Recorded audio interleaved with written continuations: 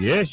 Magandang hapon muli sa ating mga kasama. Nandito naman si Kuya Goods nagbabalik. At syempre, kung di ka pa nakasubscribe sa ating channel, pa-subscribe na lang po at hit mo na rin yung bell para updated ka sa ating mga video. Bibi Sara nagdeklara na para sa 2028. Post ni Miss Gadi sobrang sumapol. Nako sino naman kaya ang magngangaw-ngaw dito mga kasama? Sino naman ang maiinis dito sa... pag nalaman nila na si BP Sara ay talagang sure na tatakbo na sa 2028, marami na ho ang mag-iiyakan dito. Talagang magngangaw-ngaw sila. At may usapin mga kasama na talagang binalasa ni Representative Toby Tiangco at tuluyang uminit ng ulo. Bakit? Acceptable ba? Oo, kasi may pag-uusap, naku, sila na naman mag-iimbestiga. Oo, ang dapat dito, ang nag-iimbestiga dito, ay mga third party. Kung di third party, isulong nyo sa Senado para talagang may managot. Diba? Siniwalat. Oo, ang BICAM hinanap, that's not acceptable. Bakit hindi na archive? Magulo ha? Maya-maya yan. At Senate session, may masusupalpal na naman dito, talagang ibang klase, no? Supalpala ng gusto yung laban, walang kadala-dala itong yung mamang maputi ang buhok na si Toto Sen, ay may mga banat na naman. Alamin natin yan mamaya-maya. Oo. At dito, sigurado sa pool. Oo. Bakit mga House member ang dapat mag-imbestiga? Dapat hindi. Dapat hindi sila ang mag-iimbestiga. Lagi nga natin sinasabi, 'di ba? May ano diyan may magtatakip. Oo, totoo 'yan. May mga magtatakip diyan. Para maniwala kayo, ngayon pa nga lang sinisimulan nila ang pagtatakip Gusto nila, sila ang mag-imbestiga, hindi naman pwede yun, ha? Nakakagulat naman kayo, parang ginagawa nyo namang mga ob-obang mga tao Diba? Kayo ang may gawa, kayo mag-iimbestiga, sigurado pantatakip ang kalalabasan dito. Totoo sa totoo. Pasok natin to para magkaalaman. Ano yung usapin dito? Sa kasalukuyan, kitang-kita ang galawan ng dalawang malalaking puwersa, ang kampo ng mga Dilawan at ang kampo ni Marcos Jr., na tila abala sa paglalatag ng kani-kanilang bitag upang mahati ang tinatawag na Duterte Solid Base. Ang estratehiya ay malinaw, himayin ang suporta, kunin ang mga maaakit, at iwanang pilay ang hanay ng mga tinaguriang DDS. Ngunit sa kabila ng lahat ng ito, ang numero ay hindi nagsisinungaling. Sa mga survey para sa 2028 national election, nananatiling buo ang suporta kay Vice President Sara Duterte at sa mga kaalyado tulad ni Senador Bongo. Sinasabi ng mga nasa kapangyarihan na ang laban ng Pilipinas ay laban ng mga kulay, dilaw laban sa pula, pula laban sa berde. Divide and conquer, gaya ng matagal ng gamit ng mga political dynasty na matagal ding nagtutunggali at nagpapalitan ng mga galit. Ngunit kung susuriin, hindi ito simpleng laro ng kulay, kundi paulit-ulit na siklo ng mga iilan na nasa poder na kumokontrol at nagpapahirap sa mas nakararami. Sa bawat pagtatangka nilang hatiin ng masa, lumilitaw ang katotohanan, ang pinakamalaking pangamba ng mga nasa itaas ay ang pagkakaisa ng mga nasa ibaba. Kapag ang sambayanan ay tumigil sa pakikinig sa mga panawagan ng pagkakahati at nagsimulang magkaisa laban sa iilang nagpapahirap, doon nagsisimula ang tunay na pagbabago. Actually, ito may mga kinakabahan na. Sino-sino yung mga kinakabahan dito? Yung mga nangangarap maging Pangulo. Sila lang naman talaga ang may gusto. Na maging presidente, VP presidente, at siyempre doon si Balolong, hindi pa rin nawawala ang pangarap maging presidente. Kaya nga kung ano-ano yung mga banat nila kay VP Sara etong pagmumukha na ito, itong apat na ito, sila yung gustong mapatalsik si VP Sara. Kasi O kahit ngayon magkakampi sila sa Senado, may mga kanya-kanyang pangarap ito. Oo. Ito magkadikit na ito sa kabilang ito, sila ang tunay na magkasangga dito. Oo. At itong si Virus, sinitsipera na itong dalawa na to. Kasi itong dalawa na to, for sure, yan ang magtatandem. Pag hindi tumakbo, yung katandem ni... Oo, kasi itong si ano, may pangarap to eh. Oo, itong may salamin na to, may pangarap to. Oo, may pangarap yan. Oh, yan, naka-violet na yan, si Virus, may pangarap din yan. Gusto niyang maging presidente. Oh, gusto niya nga itandem si ano eh, si Aw-Aw eh. Kilala niyo si Aw-Aw. Aw! Oh, yung laging kumakahol. Ngayon, walang pondo kaya hindi na walang kahol. Pag meron silang gustong targetin, lalabas na naman yan. Kakahol na naman yan. Sa ngayon kasi, si Tatay Digong, wala pa tayong balita. Pero, kanina umaga, nakabalita tayo dun sa na-high blood dahil sa humba. Pero wag niyo intindihin yun, ha? Oo. Dito tayo nakatutok dahil ang pangarap, ay pangarap na lang. Dahil pagdating na 2028, ayan na si BP Sara. Sigurado, pasok yan. Swerte ang makakatandem ni BP Sara. Napakaswerte. Sino kaya? No? Kaya natutukan natin. At bukas, ulitin ko, umaga pa lang, ano ba yung ano? Kasi bukas babanatan yung mga durobo eh. Yung mga durobo ng flood control, babanatan ni Senador Marcoleta. Bukas abangan natin. At gaya ng matagal nang itinuturo ng kasaysayan, ang mga naghahati ay laging bumabagsak kapag hindi na kumagat ang kanilang mga maitim na plano. Sa huli, ang tanong ay hindi kung sino ang kulay na mananaig, kundi kung kailan matatauhan ang karamihan na ang laban ay laban nila, hindi laban ng mga dinastiyang paulit-ulit na naglalaro ng parehong tactics. Kaya naman, hindi na nakapagtataka kung si Vice President Sara Duterte ang siyang hinihiling ng marami na maging susunod na Pangulo ng bansa. Hindi lang marami, milyon-milyon. Promise.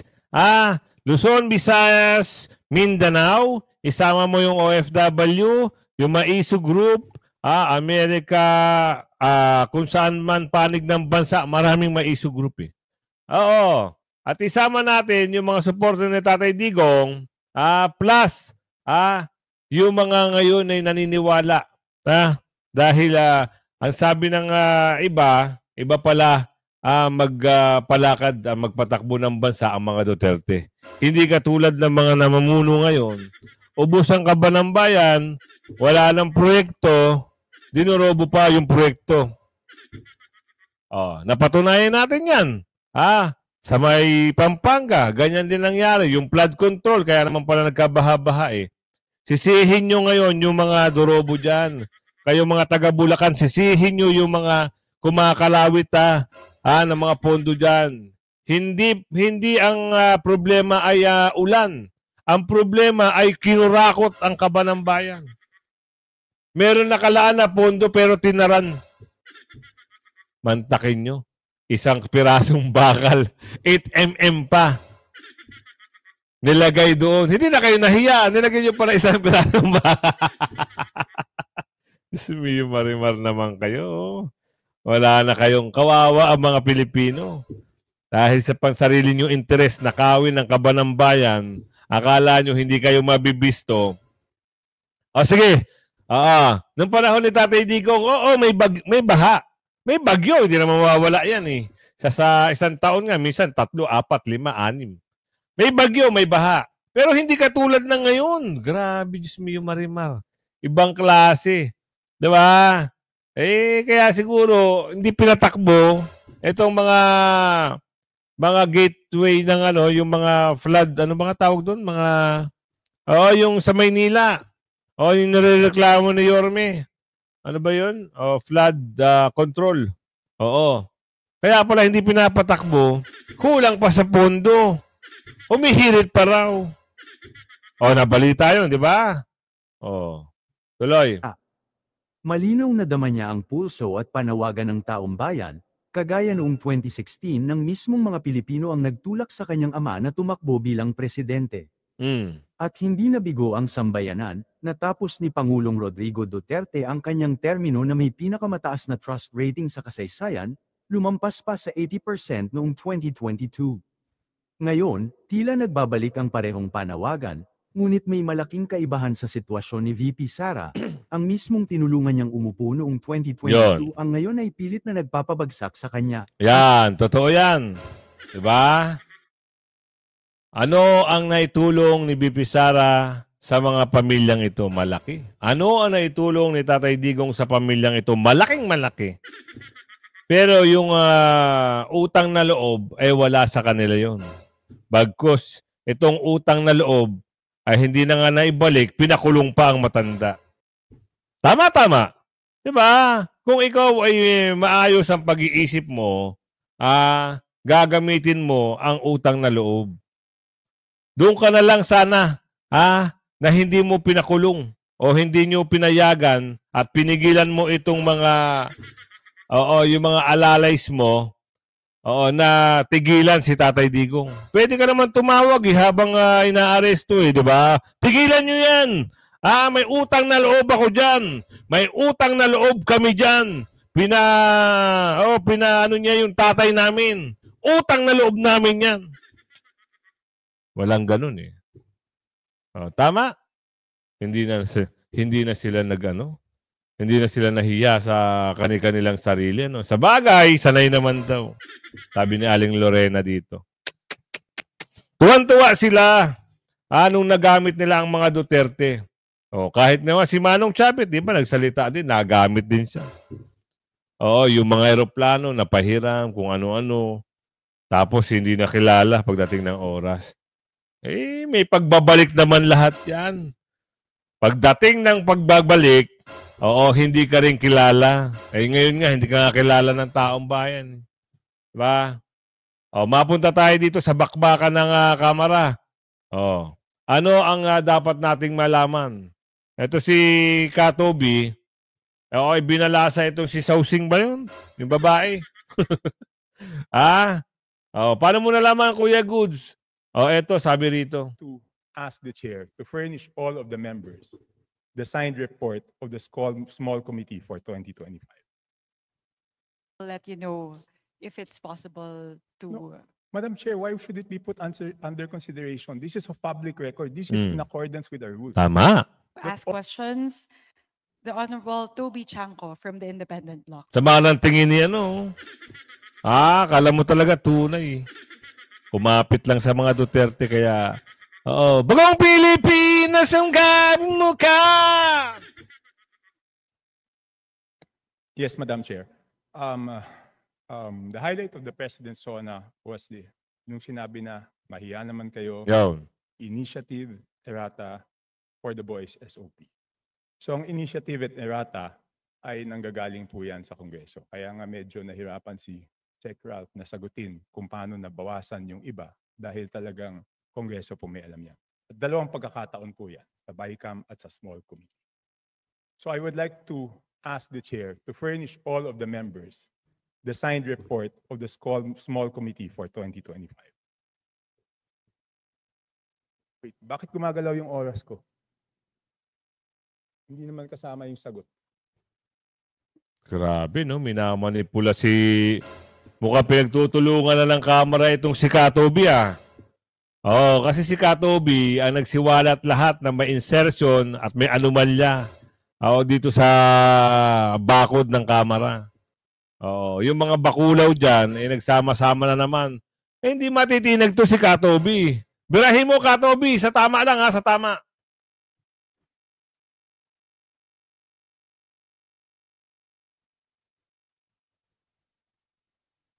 Grabe, Yan na, nagbulungan na. Tapang ni Katobi. Para mga bubuyog yung iba, Oy! Silay! Ayun Silay! Lay! Ikaw pala yan! Baka niya si Junel!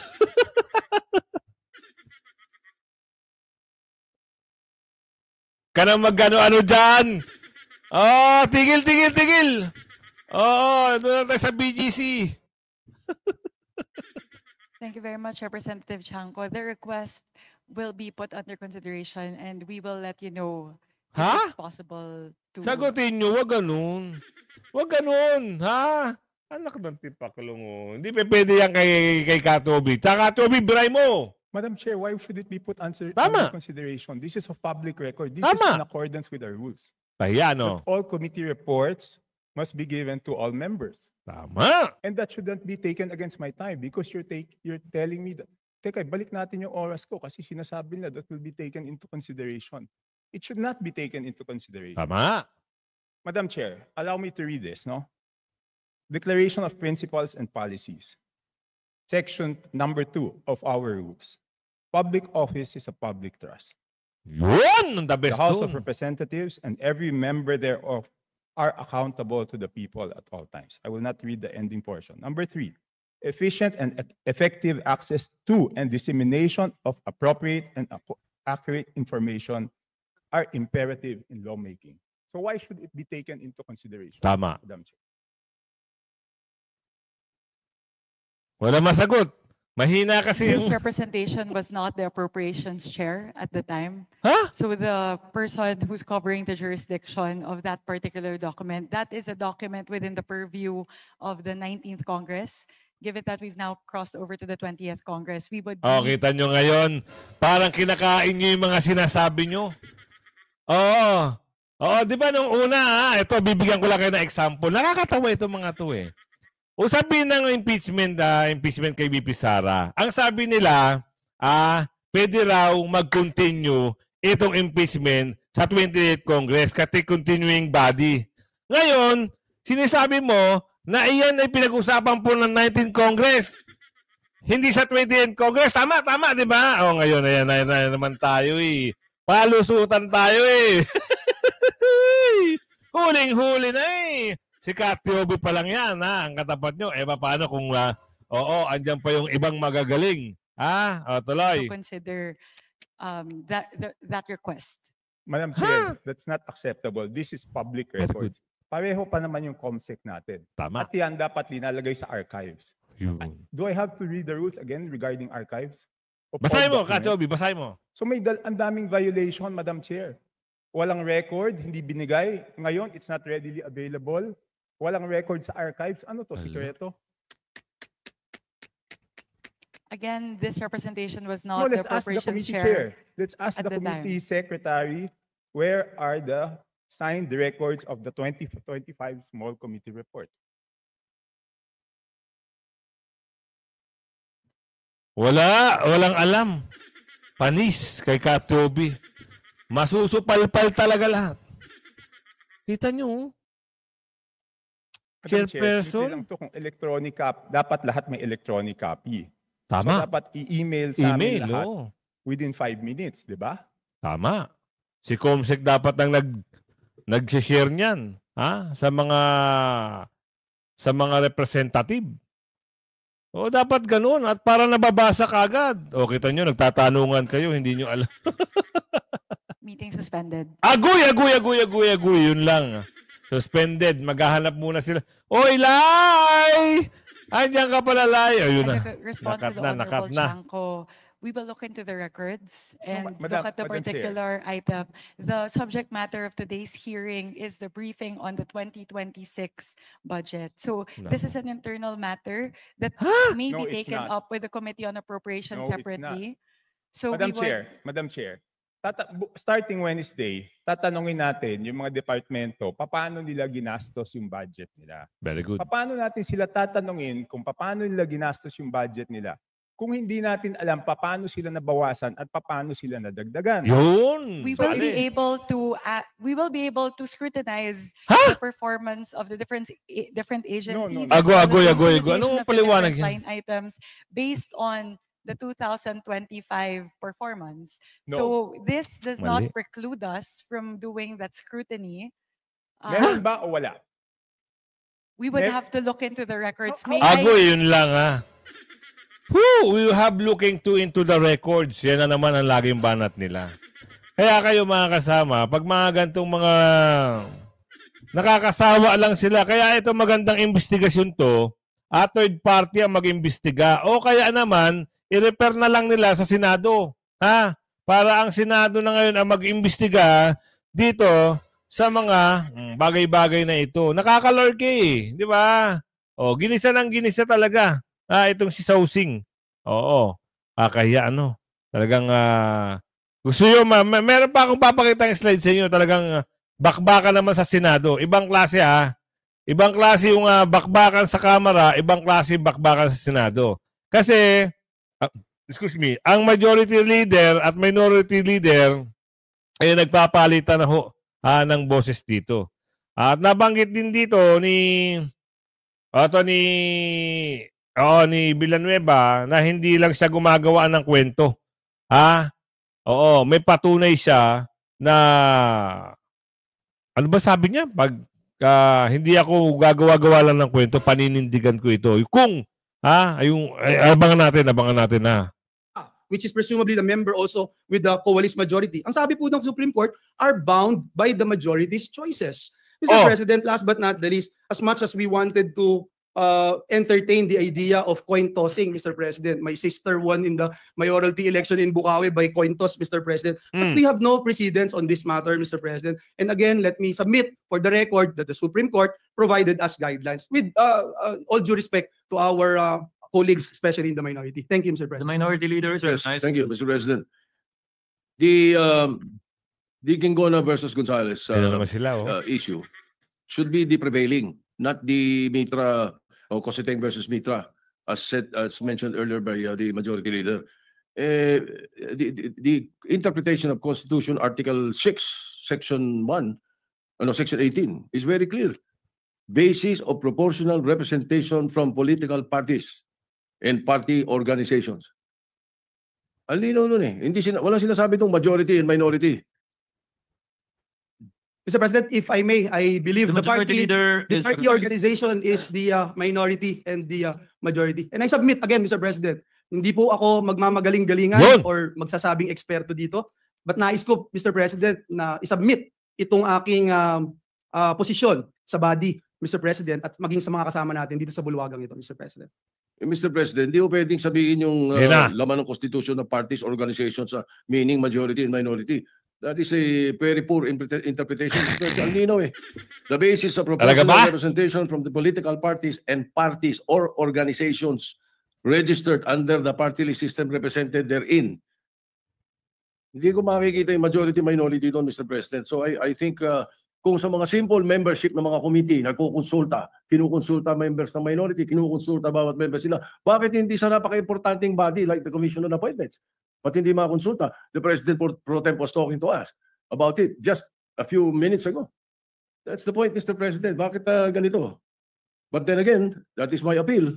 And if it doesn't work, then let's work. Mr. President, I submit, Mr. President. I think we have been debating on this, Mr. President. Again, that is the position of this representation, and we submit it, Mr. President. Before acting on the motion of the majority leader duly objected to by the distinguished minority floor leader, Chair would like to state for the record that neither the majority nor the minority has a monopoly of interpreting what the Supreme Court said in regard to the Supreme Court decision on the composition of the Commission on Appointments. In fact, that is the reason why in no less than 8 occasions, cases were brought before the Supreme Court precisely on the composition of the Commission on Appointments, beginning as early as 1951, the latest being in 2009. And the Senate is a deliberative body. The Supreme Court said it is the Senate that decides on these matters.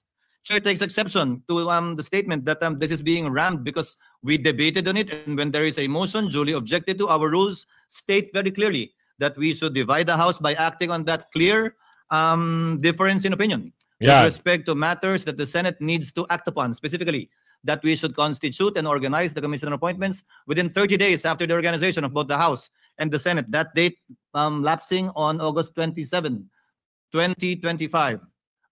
What is the pleasure of Senator Cayetano? Mr. President, aside from, with the permission of both the majority leader, minority leader, of course, as a former diplomat, I'd rather na mag-usap, and I think nag-uusap ng the last 2 weeks. Unfortunately, I think hindi umuusad yung point na mag-agree. But I was once in the position of the minority leader, and he was the majority leader. So I do understand the duty of Senator Soto not only to stand up here, but to make sure that in the CA, there is more representation for the minority. However, this is also unique because both the Senate President and the Minority Leader are from the NPC, which is not the first time because this happened during the time of the LDP, precisely because we're one of the 3 countries in the world, or 4, that presidential pero multi-party. Usually kasi pag presidential, 2 parties lang. So medyo malinaw yung representation. Having said that, my appeal lang is that kung hindi nga mapag-uusapan, aside from the 30-day, the 2 pending, aside from the diplomats and the military officers, it is the Secretary of Energy and Secretary of DNR.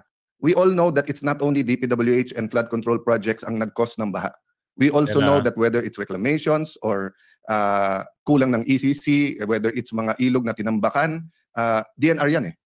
And we also know that ang laki ng problema sa kuryente in some parts of the Philippines. So I mean, further delay would might benefit us sa pag-uusap, but it will damage, you know, the discussions of this with the secretaries because the CA is such a powerful tool to get the secretaries on the right track. At kung hindi dapat sila i-confirm, hindi i-confirm. Kung i-confirm, through our collective efforts, I think itong flooding at saka itong kuryente madidiscuss na maaga. So I just like to empathize with both the majority and minority leader, but emphasize that we have to decide sooner than later. Thank you. Yun. Mas magandang yun. Mas magandang paliwanag yun, ano? Madaliin, ha? Alam nyo, hindi baha ang may problema. Ang naging problema ng bansa. Ang naging problema ng bansa talaga, ninakaw ang pondo. Totoo yan. Kasi kayang pag-aralan yan, yung design sa engineering, sa sensya pasok yan eh. Halimbawa, ikaw, nag-aral ka ng dalubhasa ka sa paggagawa, nagde-design ka ng mga dike, no? Sa mga flood control. Kaya yan magawa. Bakit naman sa Japan? Bakit naman sa Hong Kong? Bakit sa Singapore nagagawa nila na maayos? Bakit sa Pilipinas hindi? Pare-pares lang naman pinapasok ng bagyo. 'Di ba? Ano nangyari? Nauubos kasi ang pera, ang pondo ninanakaw at walang magandang nangyayari doon sa trabaho. Ulitin natin Nangyari na 'yan sa Bicol, sa Pampanga, sa Mindoro. Walang bakal. Kaya nasira. Yung pondo, nilustay ng mga magagaling makakatiyang kamay. Totoo, di ba? Kaya ito na, naku, ano to? Mukhang meron na ditong Wikipedia, MILF, sumigaw ng, naku, pating na. Meron akong balita dito, kapapasok lang ito ilang minuto lang ito, naku. Alamin natin yan. Mas nakakatakot ito, Nagkagulo sa Cotabato City nitong ika-14 ng Agosto matapos salubungin ng mga miyembro ng civil society organizations ng batong protesta sina Sap Anton Lagdameo at OPAPRU Secretary Carlito Galvez Jr. sa mismong City Plaza. Sinalubong sila ng kamatis, itlog, at kahit mga tsinelas, tanda ng mariing pagkadismaya ng mga grupo sa di umano'y pangingialam ng pambansang gobyerno sa pamamahala ng Bangsamoro Autonomous Region ng Muslim Mindanao. Ayon sa mga CSO, ang presensya ng mga naturang opisyal ay nagpapahina sa autonomiya ng rehiyon at naglalagay sa panganib ng kapayapaang matagal na nilang ipinaglaban. Kasabay ng naturang mass action, inilabas naman nitong ika-16 ng Agosto ang isang memorandum mula kay MILF Chairman Al-Hajj Mirad Ibrahim na nag-utos sa lahat ng kanilang commander na itigil muna ang pakikilahok sa mga unilateral na normalization activities ng gobyerno, kabilang na ang pansamantalang suspensyon ng huling yugto ng decommissioning ng mga puwersa ng MILF. Para sa marami, malinaw itong senyales ng bumabagsak na tiwala sa kasunduan ng kapayapaan. Hindi ito simpleng delay sa proseso kundi malinaw na pahayag ng pagdududa, pakiramdam ng MILF ay niloloko sila ng gobyerno. Para sa kanila, walang dahilan para tuluyang magbaba ng armas kung ang mga private armed groups na hawak ng mga warlord at makapangyarihang pamilya sa Mindanao ay nananatiling malaya at tila hindi kayang kontrolin ng Estado. Ang hinihingi nila ay patas na trato. Kung sila ay magdidisarma, dapat ding tiyakin ng gobyerno na mawawala ang mga armadong grupong matagal nang naghasik ng dahas sa rehiyon. Dagdag pa rito, ramdam ng MILF ang kahinaan ng administrasyon sa huling bahagi ng termino ni Pangulong Marcos Jr. na hindi na muling makakatakbo sa 2028. Buti naman. At saka alam na rin ng mga taga Mindanao ang tunay na kulay nitong ni Bungit-ngit. 'Di ba? Kaya galit na galit sila. Pati ba naman itong eleksyon ng Bangsamoro pinakialaman. 'Di ba? Kung hindi niyo pinapakialaman, ato bibigyan ko lang kayo ng ang ganda. Sige, mga subscriber ko na taga Mindanao. Sabihin niyo sa akin kung pangit ang ginawa ni Tatay Digong sa inyo. 'Di ba? Ang ganda. Peaceful ang Mindanao. Nung panahon ni Tatay Digong, walang kaano-ano. Napakagaling. Kaya ang daming humanga kay Tatay Digong. Mantakin nyo siya lang ang presidente na pinasuko itong mga MILF, MNLF at ginawang sundalo. Totoong sundalo at pulis. Sundalo. Sige nga. Diba? O ginaya na lang ni Bungit-ngit. Diba? Kaya tuwan-tuwa yung mga nagsisuko. Ngayon, nagserbisyo na sila. Legit. At saka tahimik. Hindi lang sa Mindanao nagkaroon ng katahimikan. Pati buong Pilipinas. Bakit? Yung mga nanghihila ng kwintas. Yung mga nanunutok ng ballpen. Yung nanunutok ng mga eskwela. Nawala yan sa panahon ni Tatay Digong. Ang babait nila. Ngayon, eto na naman sila. Humahataw na naman sila. Wala silang takot. Hayaan ko sila dumami. Diba? Hindi namin sila pakikila. Pangit, ano? Ayan, kumabot ka sa video natin ito, Hanggang sa muli, pakilagay, share. At bukas, abangan natin yung maagang bakbakan, sa Blue Ribbon. Sana mabalasa kagad. Mabalasa kagad ni Senador Marcoleta itong mga ipapatawag. Hanggang sa muli, like and share. Bye-bye!